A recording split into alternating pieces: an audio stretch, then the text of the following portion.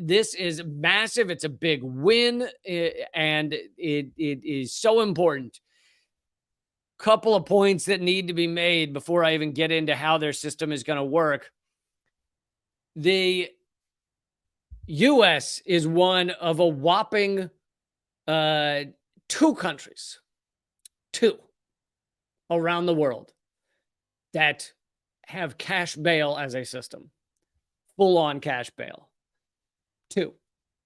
Meaning there's like 198 or so, however many countries. There's basically 198 countries that do not have this system because it is disgusting and it is a crime against humanity. And cash bail results in the U.S.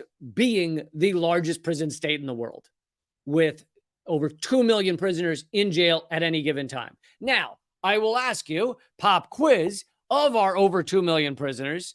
Let's see. I want to see the exact number. How many prisoners are in the U.S.? Well, then it's gone down a lot. Oh, they're using prisoners as a different. All right, this is saying 1.2 million, but either I have it wrong or they're not counting jails and they're only counting prisons with that estimate. I don't know. I don't have time to dig into the numbers at the moment, but whatever it is, millions, whatever.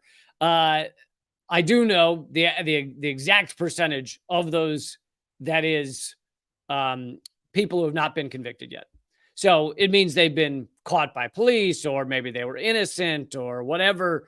But that number may have also just been federal and not include state prisoners, et cetera. Anyway, but the percentage, guess in your mind, pop quiz, what percentage of the prisoners in the largest prison state in the land have not yet been convicted? Meaning they're in prison or jail or some otherwise being held and they haven't yet been convicted of anything. Okay, you got that? No, you got that percentage you think it is? The answer at the moment is 74%. The vast majority of prisoners across the U.S. have not yet been convicted. Either they're being held awaiting trial or they're being held awaiting a judge to rule or they're being held for other reasons. 74%. And there's examples of these prisoners sitting in jail or prison for years before they ever get to see a trial or a judge.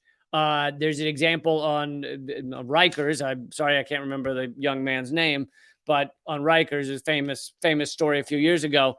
He was underage when he was first grabbed by police, like because they thought he fit a description or something. Underage, and they kept him in prison in Rikers Island, an adult prison, for 3 years before he finally got out, and then he took his own life not much longer afterwards. And that's without being convicted. Okay, so two countries. 198 countries get it right, and we in the Philippines get it wrong.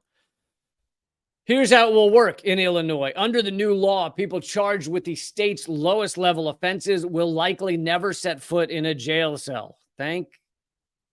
Not God, because I'm an atheist. So thank, no, not heavens. I don't believe in those either. Thank trees. Trees are good. They're reliable. They're always there. As George Carlin said, I could pray to the sun, or Joe Pesci. Thank Joe Pesci.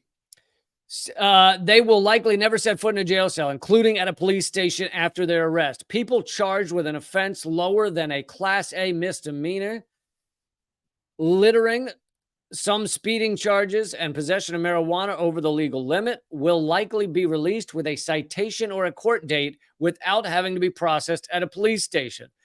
Wow. Isn't that sane to not take someone who's littering down to a police station?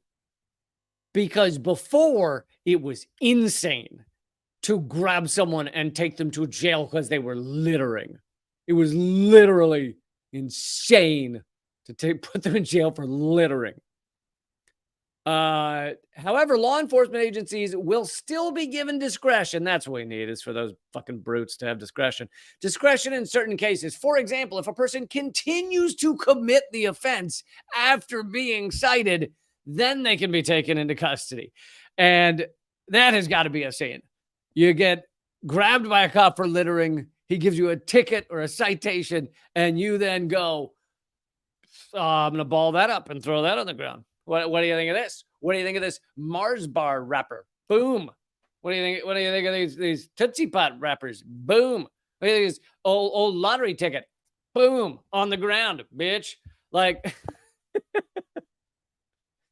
now, while that would be rather juvenile, I still don't think that should put you in jail. I am opposed to littering. I am absolutely opposed to littering. I still don't think you should be in jail for it. People can also be taken into custody if they can't be properly identified or if police believe a person poses a danger to the community or themselves. Well, if they're littering and they can't be stopped, clearly they pose a danger. All right? Someone could slip on that Tootsie Pop wrapper, and then God knows what'll happen. Class A misdemeanor offenses are slightly more serious, but still cover a lot of ground. They include shoplifting, simple battery, trespassing in a car or on property, possessing alcohol as a minor, and street racing. Street racing. A person facing a Class A misdemeanor will be arrested and taken to a police station for booking, but should be released with a future court date instead of being taken to jail. So yet again, these all sound like amazingly rational game plans. Like, you catch someone for fucking having a little weed over the limit or street racing or dropping a rapper, and you don't, and I don't mean killing a musician when I say dropping a rapper, I mean candy bar rapper. You don't imprison them.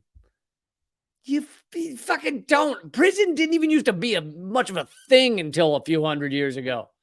Like, yeah, there were prisons, but they were reserved for like axe-wielding maniacs. It wasn't like, yeah, sure, there was a dungeon under the castle, but it was a combination of like dudes who had literally like eaten someone, and then, you know, the king's brother who he was afraid might take his space. Like, that was all that was in the dungeon. It was, you know, the king's son who he thought was a bit of a sissy, and so he put him down there, and then like a guy who was, you know, raping farm animals or something. Like, that was it. It was just 4 people in the dungeon. It's only in the last few hundred years that we were like, let's have prisons the size of Connecticut that we just put every fucking guy we don't like. And if he's got a skin color we don't like, and if he's of a class we don't like lower class. A person charged with a felony can face a year or more in prison if convicted, but many felony charges are can also result in probation, meaning a person wouldn't necessarily face jail time if convicted. Under the law, many felonies are not detainable. These tend to be cases that don't include allegations of violence, including gun possession without the proper permit. If a case is not eligible for detention, a person might be released from the police station after booking. Anyway, I'm not going to read every detail, but all of this sounds incredibly sane. And it's how a lot of our systems should work. Now, of course, I would love to get to that place one day where we get rid of like 99% of all police, and instead we have communities that watch out for each other, and you have community policing where you care for each other and you know each other, and therefore you don't have to have idiots with guns walking in and just shooting people, killing over 2,000 people a year. I know your average document or report or article or whatever will tell you it's over 1,000 people a year that the U.S. police kill. However, that's not including the Lancet Medical Journal studies that have shown that actually over 55% of police killings are not written down as police killings. They don't go into the books as cops killing someone because they go, oh, he ran out of oxygen. Oh, after I pulled my taser out, he suffered from excess electricity to the heart. That's not my fault. He just had an allergy to electricity. So a lot of the medical records end up being like that. But